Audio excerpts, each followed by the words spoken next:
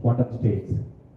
So this thing, I would like to introduce it as a new area which can be, let me make sure that it works. Yeah, good.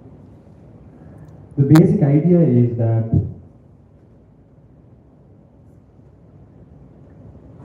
the classical change detection problem, there is a theory of change detection in classical statistics and probability theory, and it's a very widely used theory in almost everything we do. For example, there is a factory belt in which the chips are being put in a packet, okay? And then every packet, let's say it's 100 grams. You want to put 100 grams of chips, the machine puts 100 grams of chips into every single packet. And all the time, due to some wear and tear or whatever in the system, this 100 grams might become 101, 102, or 98, 96, something like that. The expected distribution changes, okay? And after some point, so a 100 gram package it's okay to be 99 or 101, but it's not okay to be 95 grams. You will not pay for it, right? So the company wants to detect this change as soon as possible, okay? Whenever a change happens and the change goes beyond a threshold, the company wants to figure it out, okay, and take an action on it. Similarly, we all use internet connection and we get broadband data. And suppose somebody is hacking your internet connection. That means the expected distribution of data which comes to your computer changes. So it changes from expected distribution to something else. So when a continuous change has happened, a security agency wants to immediately catch that and take an action about it. This is the classical change detection theory which we have been using. It started around 50s and it is even now used everywhere.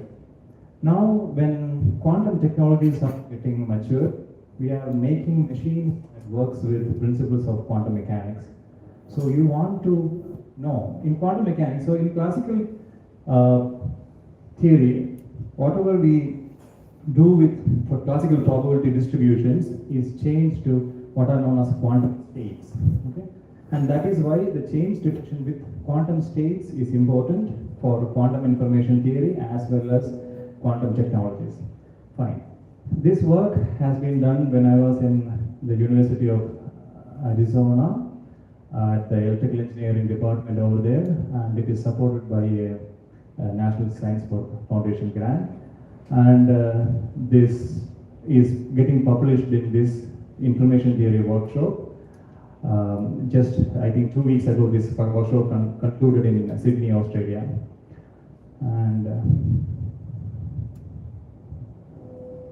okay. There is an issue here. So the problem, one more acknowledgement I do have is one Mr. Mason Colony. He was my undergrad student at this place, working on a summer research project. And he drew one picture for this. So here is the setting. Alice is a person who is sending quantum states to Bob, and Alice is sending the state rho initially, okay? And after some time, the rho becomes sigma, okay? For the time being, who knows what is a quantum state, fine. If you don't know, this is a characteristic of a physical system, okay? I'm not defining what exactly is a quantum state in this talk, but just imagine one of the most fundamental definition in quantum mechanics is that of a quantum state. It describes the physical system.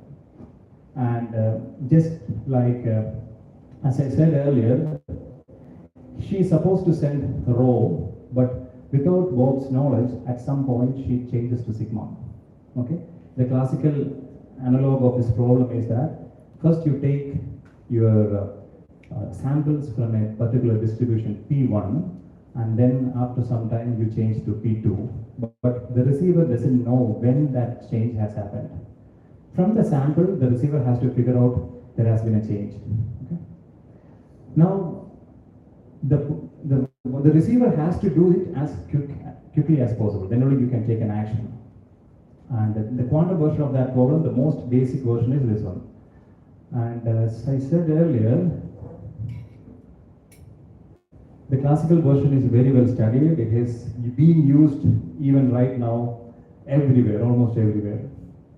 And there are huge volumes of books written in this field, but for quantum version, in the mathematical setting, the only one paper I can find is this one, Panisa, Christian, Halsham, Media in PRL, Physical Review Letters in 23, and our paper, the next one. So it is really a huge field, and we can do a lot of mathematics here.